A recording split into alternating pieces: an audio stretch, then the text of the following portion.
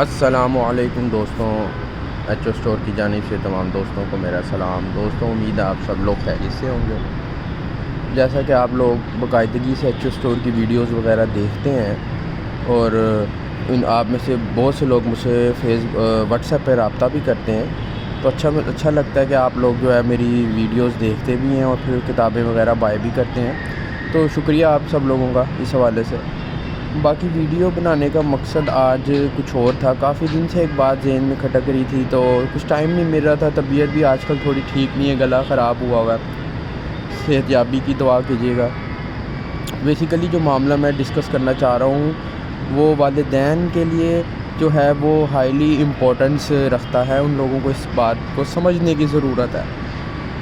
Basically کچھ اس طرح کہ کچھ عرصہ پہلے میں نے یہ بات ہمیشہ سے ہو رہی ہے، لیکن کچھ عرصہ پہلے میں نے یہ چیز دیکھی تو مجھے خیال آیا کہ یہ ماں باپ کو جو ہے نا یہ بات بتا دینی چاہیے اور ان کو سمجھا دینی چاہیے اپنی ویڈیو کے تھرو۔ ہوتا کچھ اس طرح کہ آپ لوگ اپنی بیٹیاں اور اپنے بیٹوں کو اسکول وین کے تھرو جو ہے وہ ڈراپ کرتے ہیں اسکول میں، پھر وہ گھر بھی واپس آتے ہیں۔ تو ابھی کچھ دن پہلے ہی میں کیا دیکھ رہا تھا کہ ایک وین تھی جو ہوتے کیری ڈبہ جس کو آپ کہتے ہیں، وہ کیری ڈبہ تھی، اس کے اندر جو ہے بچے اس نے تعداد سے زیادہ ٹھوسے ہوئے لفظ استعمال کروں گا، گھسائے ہوئے تھے، بٹھائے ہوئے تھے۔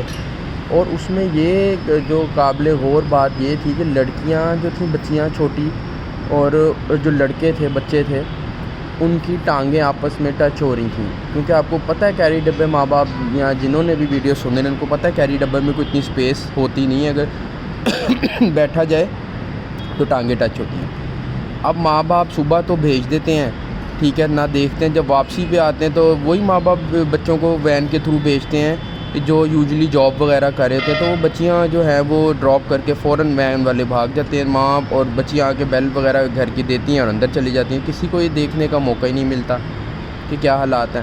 اب اس کے یہ دیکھیں نا، ایک تو یہ غیرت کا مسئلہ ہے کہ بیٹیاں جو ہیں ان کے لیے خاص طور پہ دھیان رکھنے کی ضرورت ہے۔ جب وہ لڑکوں کے ساتھ ٹچ کریں گی، جسم ان کا ٹچ ہوگا، تو ان کے ابھی تو اس میں کوئی اتنی برائی دیکھنے میں، لڑکے بھی پڑھنے والے ہیں الحمدللہ، لڑکیاں بھی، بچیاں بھی پڑھ رہی ہیں، معصوم ہیں، دونوں معصوم ہیں، کوئی اتنا برا محسوس نہیں ہوتا، لیکن یہ چیز نارملائز ہو جاتی ہے۔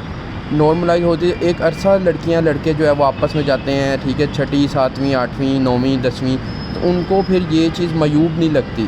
ہمارے جو میری دادی تھی، جس طرح ہم ان کو، دادی اماں تھی، محبت کرتے تھے ہم ان سے، وہ ہم سے محبت کرتی، لیکن ہم ان کو اگر ٹچ وغیرہ کر دیتے تھے منہ پہ، گال پہ یا ہاتھوں پہ، تو وہ برا مناتی تھی کہ مجھے ٹچ نہ کرو ہم ان کے جو ہیں رشتہ دار ہیں، ٹھیک ہے۔ تو یہ بچیاں جو ہیں، بچوں کا نام میں اس لیے نہیں لے رہا کہ لڑکوں نے تو کے معاملات کچھ اور ہوتے ہیں، لڑکیوں کو خاص طور پہ جو ہے وہ بڑے پھول ہوتی ہیں، بڑے نازک طریقے سے رکھنا ہوتا ہے۔ تو وہ لڑکیاں جب ٹچ اس طرح ہوتی رہیں گی، بچیاں چھوٹی، تو وہ نارملائز ہو جائے گا ان کے لیے۔ پھر ان کے لیے یہ جو اسلام کو صحیح طریقے سے فالو کرنا، عبایا، پردہ اور جو محرم نامحرم کے معاملات ہیں، وہ ان کے لیے معنی نہیں رکھیں گے۔ ماں باپ کو بھی چاہیے کہ وہ بچیاں پیدا کرنی ہیں، تو کہنے کو تو ہر تقریباً آج کا دور ایسا ہے کہ پرانا زمانہ جاہلیت کا یا پرانا جو بلیک اینڈ وائٹ دور تھا، اس میں لڑکیوں کو، بیٹیوں کو کوئی اچھی نگاہ سے نہیں دیکھا جاتا تھا، لیکن اب ایسا نہیں ہے۔ ہر دوسری بیٹی جو ہے وہ باپ کی جو ہے وہ لاڈلی ہے۔ تو یہ ایک طرف تو آپ دم بھرتے ہیں والد صاحب جو ہیں کہ میری لاڈلی ہے، میری پرنسس ہے، دوسری طرف آپ نے ایک وین والے کے رحم و کرم پہ چھوڑا ہوا ہے، جو لڑکوں کے ساتھ ٹچ ہو رہی ہیں بلا وجہ، ان کے گھٹنے ٹچ ہو رہے ہیں، ان کے پاؤں ٹچ ہو رہے ہیں، ٹھیک ہے، ان کی تربیت بہت حد تک جو ہے وہ خراب ہو رہی ہے۔ تب ماں باپ خیال نہیں رکھتے۔ آپ لوگوں کو ماں باپ کے ساتھ ریکویسٹ ہے کہ وہ بیٹیوں کو خاص طور پہ اسکول چھوڑ کے آئیں اور لے کے آئیں، ٹھیک ہے۔ آپ شروعات کریں، انشاءاللہ اللہ میاں برکت ڈالیں گے۔ نوکری سے آپ نے نکلنا ہے، یا ماں کو کہیں، جو والد ہیں وہ رکشے میں جائیں، بیٹی کو لے آئیں، بیٹوں کو آپ جس طرح مرضی بھیجیں۔